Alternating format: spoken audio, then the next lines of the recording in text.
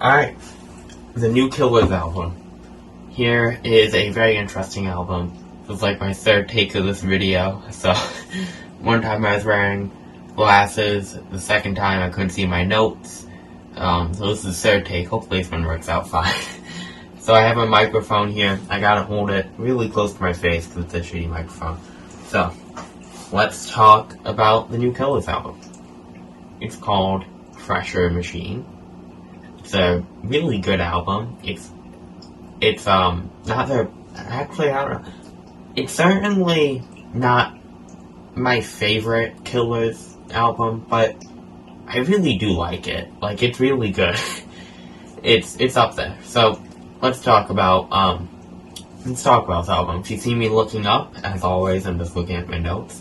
Alright, so let's talk about Rest Hills. Rest Hills is an explosive track. I've listened to it a couple times to really get my thoughts nailed down on it. Now, Rest Hills is it's just a track with amazing drums.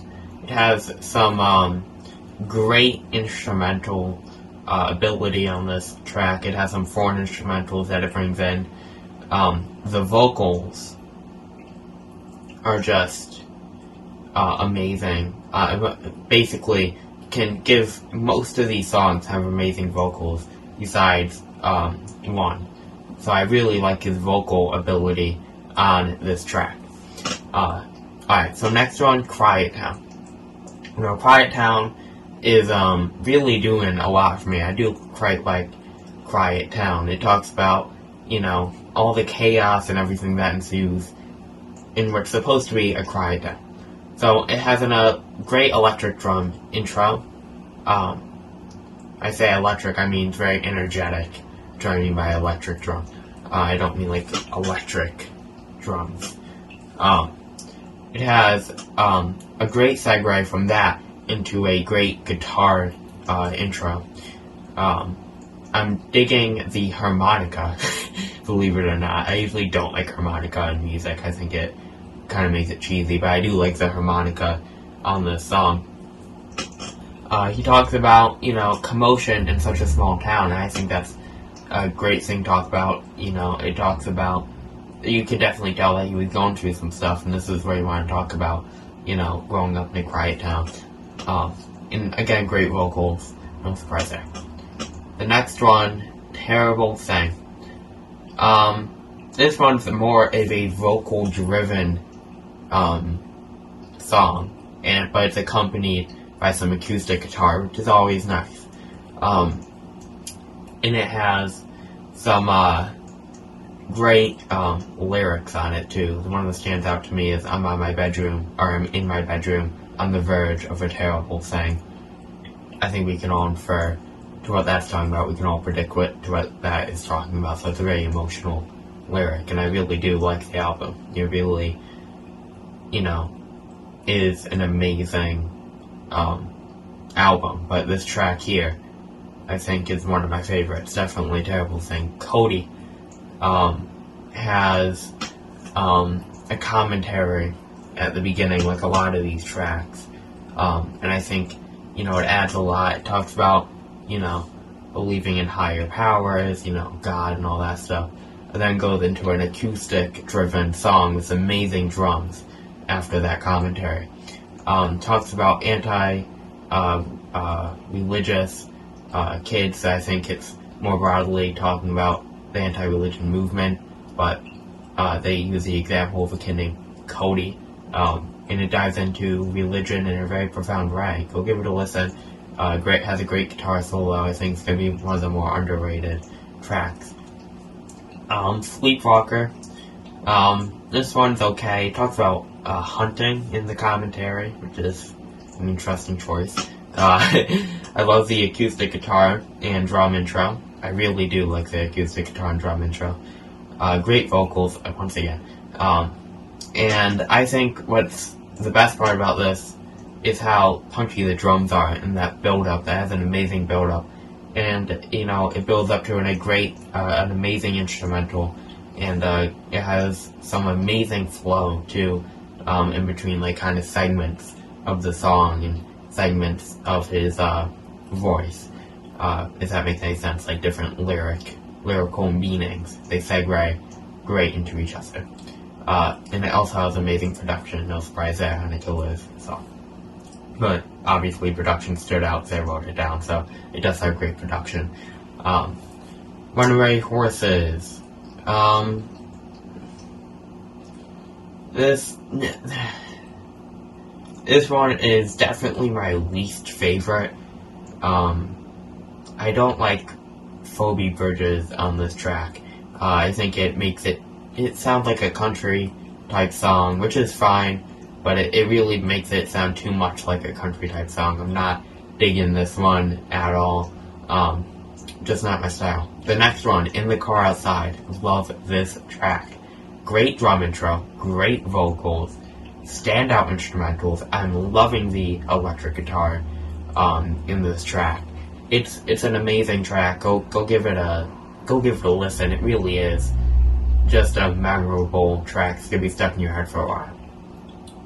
In Another Life, this one, love the electric drum intro. Again, electric drum intro. I'm tripping. The electric intro. So it's a very, I really like the, high energy intro. I'm loving the vocals. It touches on how he would, I guess, how he would fare in a different life, if he, if things didn't end up the way it did, how he would be in a different life. It has an amazing drum outro, and it's my favorite track so far, right alongside Rest Hills and Cody. Now this one, Desperate Things. I do like Desperate Things quite a bit. This is another one of my favorites. Just a gentle, great, amazing electric guitar intro. I really love the electric guitar on this track. Amazing vocals. Amazing vocal. I loved his vocals on this track. This track has vocals like no other track on this album, in my opinion. I really loved his vocals. And I really liked how it talks about how you can do desperate things, in a relationship, even if it's a bad guy that you're with. You can do desperate things, and that's, a very deep topic. So go give that one a listen. The next one, the title track, Pressure Machine. Great drum intro, great acoustic guitar, great vocals, simple acoustic driven song. Like a lot of these, I really, I like it, but it's, very simple track. I do like it. It has some great addition of some strings, some violin strings, some cello strings. The next one, last one, is a Getting By. Has some amazing vocals, and acoustic guitar with some violin strings, some cello strings. It's a very good closer. It's an electric closer. I really like this track. So, I want to give my overall thoughts on this album. Great album. Phenomenal.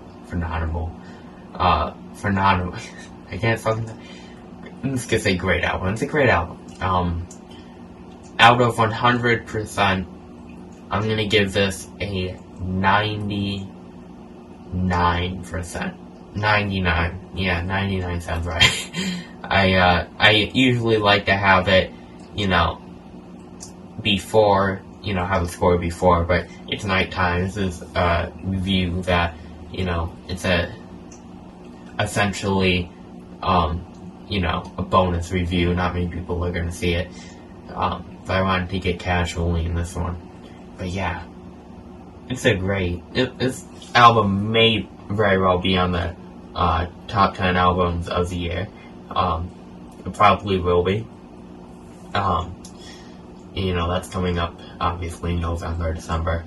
But, yeah, just a album that really exemplifies a lot of things that, we were all thinking during the pandemic, you know, with doing desperate things during a relationship, all desperate to please somebody after getting out of this pandemic. It talks about a lot of things. You really should go give it a listen. It really is up there as my favorite. It's not my favorite, but it truly is an amazing album. It truly is an amazing album. Yeah, wow. I loved it.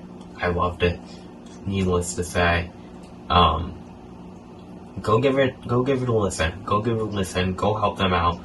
Go give them the attention that they deserve. Just a phenomenal, still can't say it, phenomenal, whatever. A fantastic record. It really is amazing. Go check it out. 98%. 98. That's very high in my book. That's coming off, the last album I reviewed, the Logic album, trash. 25% I think I gave it. This is, you know, bringing everything back. Now, if you have any albums you would like me to listen to that are going to be released soon or have been released in the last 1 to 2 months, leave them down below. I'll obviously be looking at your comments. Go follow me on Twitter at AlbumGardenTV, and I'm also going